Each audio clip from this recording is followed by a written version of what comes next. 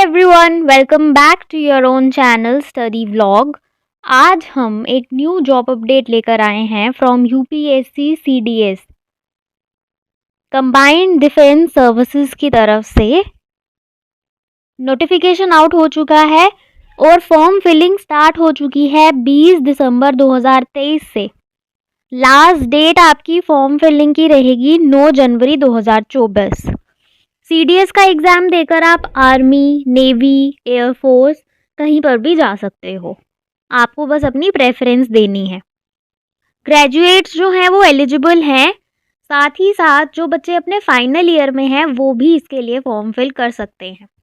9 तक आप form fill कर सकते हैं। अगर कोई गलती हो जाती है बाय चांस तो 10 से 16 जनवरी तक आपके पास करेक्शन विंडो ओपन रहेगी, आप करेक्शन भी कर सकते हैं। सीडीएस का एग्ज़ाम जो है वो अपने डेट पर ही होगा, एग्जैक्ट आगे पीछे होने के चांसेस नहीं हैं।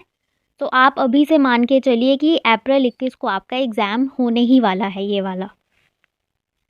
अगर आप ये एग्ज़ाम क्वालिफाई कर लेते हैं तो आपकी सैलरी क्या रहने वाली है उसको देखते हैं। जब आप ट्रेनिंग कर रहे होगे तो आपकी बेसिक सैलरी रहने वाली है 56,100 रुपीज़। ये बेसिक रहेगी। ट्रेनिंग के बाद जैसे ही आपका रैंक लगेगा तो आपकी सैलरी आप अप्रॉक्सीमेटली मान के चल सकते हो कि 1 लाख के करीब हो जाएगी। तो बहुत अच्छी सैलरी है ये। सबसे ज़्यादा सैलरी आपको डिफेंस में ही देखने को मिलती है। इसके लिए अभी से मेहनत करना शुरू कर दो।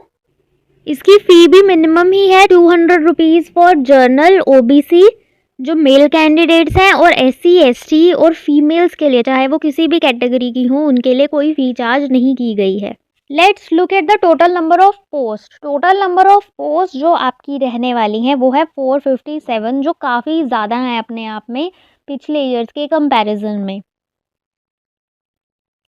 उसमें से आईएमए इंडियन मिलिट्री एकेडमी के 100 पोस्ट हैं, नेवल एकेडमी की 32 पोस्ट हैं, एयरफोर्स एकेडमी की 32 पोस्ट हैं, ऑफिसर्स ट्रेनिंग एकेडमी की 275 पोस्ट हैं, ओटीए की 275 पोस्ट हैं, और ओटीए में फीमेल की वुमेन की जो है वो 18 पोस्ट हैं।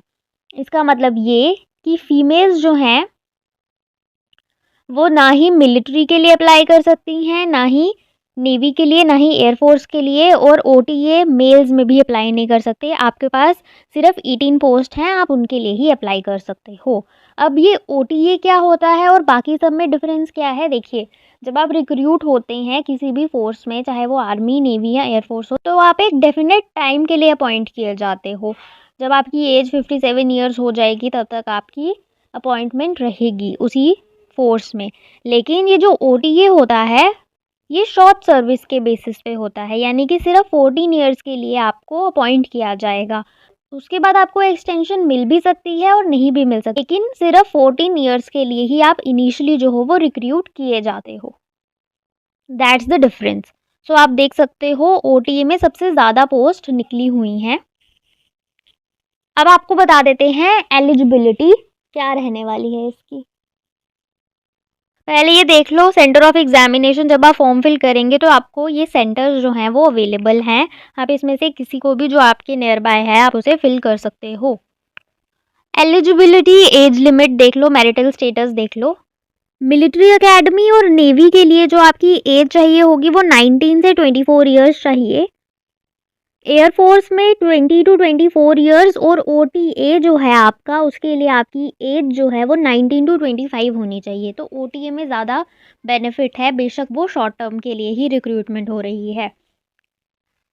एजुकेशन क्वालिफिकेशन मांगी है फॉर आईएमए एंड ओटीए के लिए सेम, यानी कि degree of a recognised university और इक्विवेलेंट। मतलब कि कोई भी ग्रेजुएट जो है, किसी के पास भी बैचलर्स डिग्री है, वो अप्लाई कर सकता है मिलिट्री के लिए और साथ ही साथ ओटीए के लिए। नेवी के लिए degree in engineering from a recognised university. Engineering की आपको डिग्री चाहिए, यानी कि बीटेक होनी ज़रूरी है।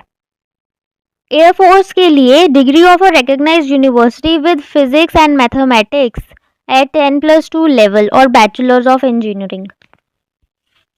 या तो आप कोई भी बैचलर हो तो आप अप्लाई कर सकते हो, लेकिन आपका 12th में फिजिक्स और मैथ्स सब्जेक्ट होना चाहिए। इसके अलावा बैचलर ऑफ इंजीनियरिंग भी जिनके पास है वो अप्लाई कर सकते हैं।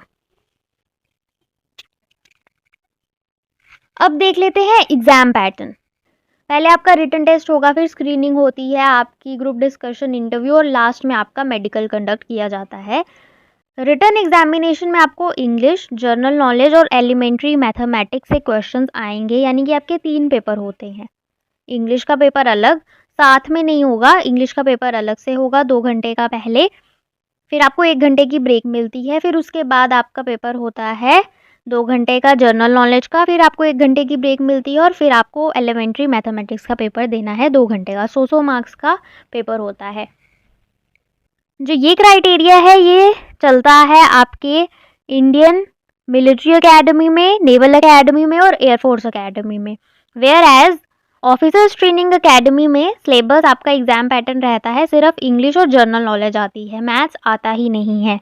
सो 2 घंटे का आप पहले इंग्लिश का पेपर दोगे, 1 घंटे की आप ब्रेक लोगे, उसके बाद 2 घंटे का आपका जनरल नॉलेज का पेपर हो जाएगा।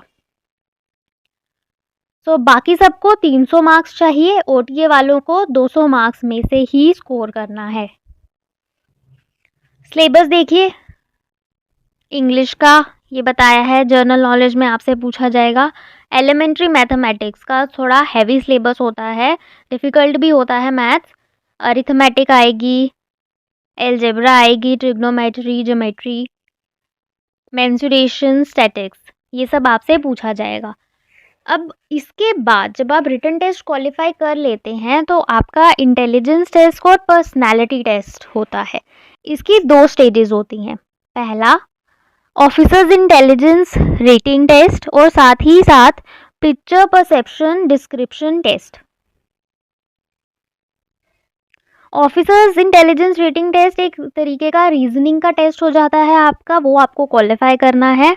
और साथ ही साथ जो आपका पिक्चर परसेप्शन डिस्क्रिप्शन टेस्ट है उसमें आपको एक पिक्चर दिखाई जाएगी, ब्लर इमेज होगी, धुंधली इमेज होगी, उसको आपको देखकर एक कहानी बनानी है। सो ये हो गए आपके 2 टेस्ट, ये आपको क्वालिफाई करने हैं। उसके बाद आपका इंटरव्यू होता है। तो इसमें क्या होगा, आपको ग्रुप टास्क मिलेंगे, आपकी साइकोलॉजी को टेस्ट किया जाएगा, ग्रुप डिस्कशंस होंगी और फिर आपका पर्सनल इंटरव्यू होगा। तो ये जो पूरा प्रोसेस होता है ना, ये 5 दिन चलता है।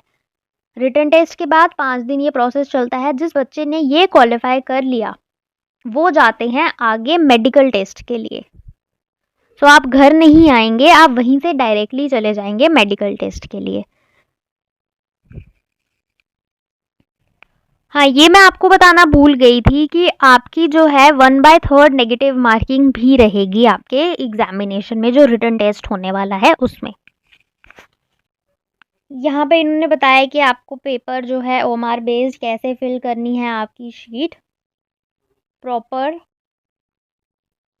जो सर्कल्स हैं वो फिल करने हैं, और आप बॉल पेन लेकर जाएंगे ब्लैक कलर का, याद रखना इसे। अब आ जाते हैं medical standards and procedures of medical examination for officers entries into army. तो हर डिपार्टमेंट के लिए अलग मेडिकल स्टैंडर्ड्स जो हैं वो बताए गए हैं। आर्मी के लिए, नेवी के लिए, एयरफोर्स के लिए और ओटीए के लिए भी अलग से बताए हैं। ये यहाँ से शुरू हो रहा है कंटिन्यू, कि आपके टैटू नहीं होना चाहिए, कोई डिफॉर्मिटी नहीं होनी चाहिए, वेट कितना होगा, हाइट क्या होगी, इसको बताया गया है यहाँ पर। ये आप सुकून से पढ़ सकते हो। फिर आपकी आई का क्राइटेरिया भी बताया गया है कि आपका विजन कितना होना चाहिए। इसमें ये जो सेकंड वाला रो है आपको ये देखना है ग्रेजुएट एंड इक्विवेलेंट, क्योंकि हम ग्रेजुएशन के बेसिस पे अप्लाई कर रहे हैं। तो 6/60 की आपकी विजन होनी चाहिए। 6/60 मतलब कि 6 फीट दूर आपसे वो बोर्ड रखा जाएगा और आपको जो सबसे छोटी वाली पतली लाइन होती है वो पढ़ के बतानी है। तो ये आप पूरा पढ़ सकते हो। अगर ये आपको पीडीएफ डाउनलोड करना है तो आप टेलीग्राम चैनल से कर सकते हो, जिनका लिंक जो है वो डिस्क्रिप्शन बॉक्स में दिया है।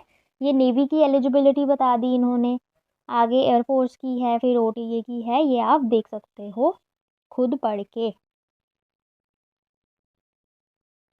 अभी भी आपके पास टाइम है, सर्जरीज हो सकती हैं, आप करेक्शन करा सकते हो अगर कोई भी डिफॉर्मिटी है तो। आई की भी सर्जरी होती है, ठीक है, जिनका विजन लो है, थोड़ा बहुत है तो चलता है, लेकिन ज़्यादा वाले को आर्मी जो है वो नहीं रिक्रूट करती है, ये आपको पता ही होगा। और हाँ, एक बात और जो मैं आपको बताना भूल गई कि आपको हर एग्जामिनेशन में एटलीस्ट 20% स्कोर करना है। मतलब जैसे 100 नंबर का एक पेपर है, 100 नंबर का दूसरा पेपर है और 100 नंबर का ही तीसरा पेपर है, तो आपको एटलीस्ट 20 मार्क्स जो है वो हर एग्ज़ाम में स्कोर करने ही हैं। वैसे तो कट ऑफ ज़्यादा जाएगा, लेकिन मिनिमम इतना तो आपको स्कोर करना ही पड़ेगा। कट ऑफ डिपेंड करता है, अगर आर्मी में जा रहे हो तो 130 135 इतना आप एक्सपेक्ट कर सकते हो सकता है बढ़ भी जाए, क्योंकि पिछले साल का रिकॉर्ड अगर देखा जाए तो वो बढ़ा ही है। तो 140 150 हो सकता है, 155 तक चले जाए। नेवी एयरफोर्स ओटीए में सबसे कम कट ऑफ जाएगा जहाँ तक मुझे लगता है, और ओटीए जो है वो क्वालिफाई करना भी इजी है उन बच्चों के लिए जो पहली बारी सीडीएस का एग्ज़ाम दे रहे हैं। मैथ्स नहीं आ रहा है, अगर आपका मैथ्स वीक है तो आप डेफिनेटली ओटीए फिल कर सकते हो। ये ऑल इंडिया की जॉब है, तो सब बच्चे एलिजिबल हैं from all the states and union territories across our country. So yes, this was all about the UPSC CDS job vacancy and job update. I hope you find this video useful. अगर आपको ये video अच्छी लगी है, आपके काम आई है, तो प्लीज़ लाइक कर दीजिए और शेयर कर दीजिए अपने फ्रेंड्स के साथ, एंड सब्सक्राइब द चैनल ताकि कोई और जॉब अपडेट आए तो आप मिस ना कर पाएँ। Thank you so much for watching. Bye, take care.